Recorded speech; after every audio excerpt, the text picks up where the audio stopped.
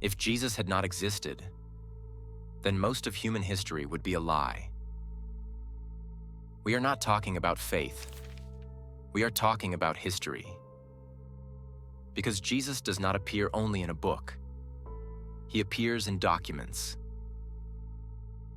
in Jewish sources, written by those who rejected him,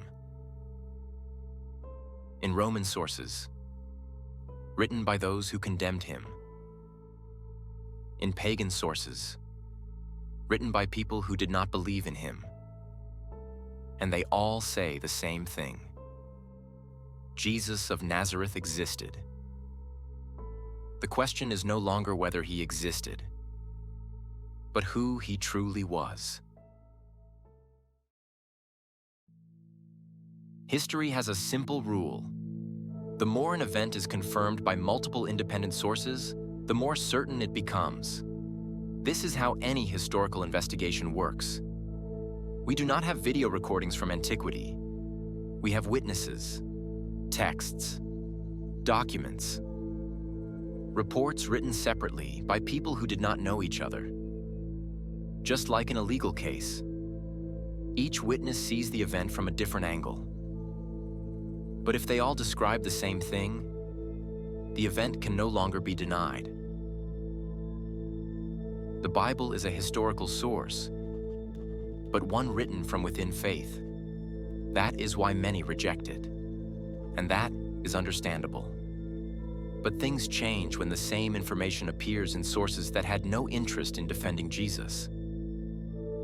Hostile sources, neutral sources, Roman sources, Jewish sources, pagan sources, and some of them did not even intend to confirm Christianity. They did it unintentionally. The first of these sources comes from the Jewish world, from a text that was not written by Christians, but by those who completely rejected him. The Talmud.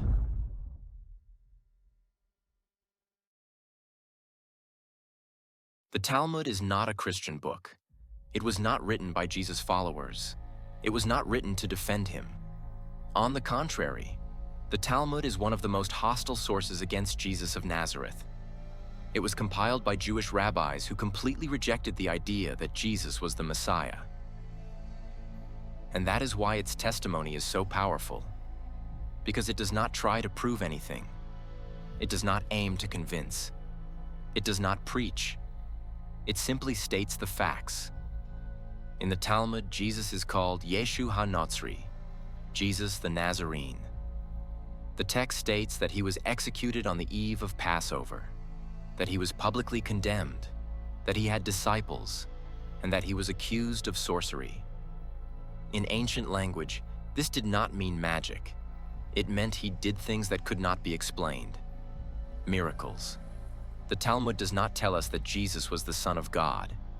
It does not say that he rose from the dead, but it confirms something essential, that Jesus existed, that he was executed, that he had disciples, and that his influence could not be ignored, even by those who rejected him.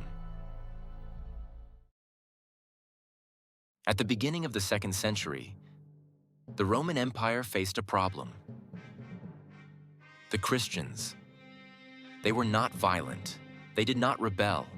They did not try to overthrow the state, but they refused to worship the emperor. For the Romans, this was considered treason. In the year 112, Pliny the Younger, Roman governor of Bithynia, wrote a letter to Emperor Trajan. Not about theology, not about faith, but for legal instructions. He did not know what to do with these people called Christians. In his letter, Pliny says they gathered regularly before sunrise and sang hymns to Christ, as to a God, not as a prophet, not as a teacher. Pliny also notes something remarkable, that these people swore not to steal, not to lie, not to commit adultery, and their refusal to deny Christ was so strong that they preferred death. This letter proves more than that Jesus existed. It proves that just a few decades after his death, thousands of people across the Roman Empire worshipped him as God. A myth does not spread like this. A legend does not appear this fast. Only a real man leaves such a mark in history.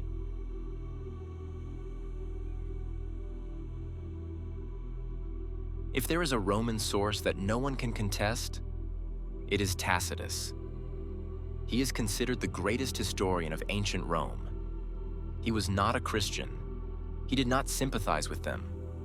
On the contrary, Tacitus despised them. In the year 64, Rome was engulfed by a devastating fire. Emperor Nero looked for a scapegoat, and he chose the Christians. In his work, Annals, Tacitus explains where their name came from. He writes, "Christ, the founder of this name, was executed during the reign of Tiberius by the sentence of the procurator Pontius Pilate. This sentence contains more history than it seems at first glance. Tacitus confirms that Jesus existed, confirms his execution, confirms Roman authority, confirms the exact period, and confirms that the Christian movement started right in Jerusalem, not hundreds of years later, not in some obscure corner of the empire, but immediately after his death. Tacitus was not trying to defend Christianity. He was trying to explain it. And unintentionally, he recorded one of the clearest pieces of evidence that Jesus of Nazareth was a real person, historical, publicly executed, under Roman authority. There is, however, a source even closer to the events, a man who lived in the same century as Jesus, Josephus Flavius, a Jewish historian, born just a few years after the crucifixion. Josephus was not a Christian. He did not follow Jesus. He did not convert. But he wrote the most important history of the Jewish people in antiquity. In his work, Jewish Antiquities, Josephus mentions Jesus directly.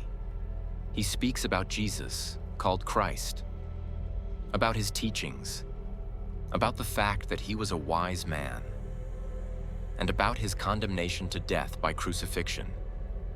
Josephus confirms something essential, that his followers did not disappear after the execution, but continued to believe, to preach, and to spread his message throughout the Roman Empire, even after the death of their founder.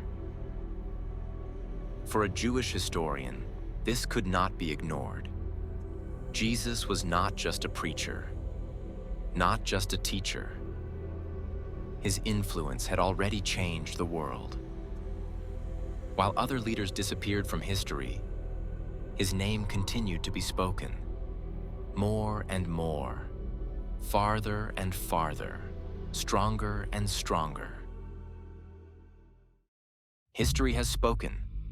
Jewish sources, Roman sources, pagan sources, written by different people in different places at different times. They all confirm the same thing. Jesus of Nazareth existed. He was publicly executed, and he left behind the most influential movement in human history.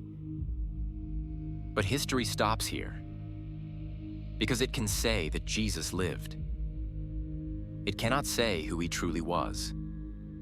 Some called him a teacher, others a prophet, others a liar. Yet he said something that no one else ever dared to say. I am the way, the truth, and the life. If he was just a man, then these words are madness.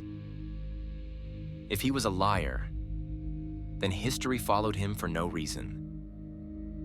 But if he spoke the truth, then he was not just a historical figure, but the Son of God.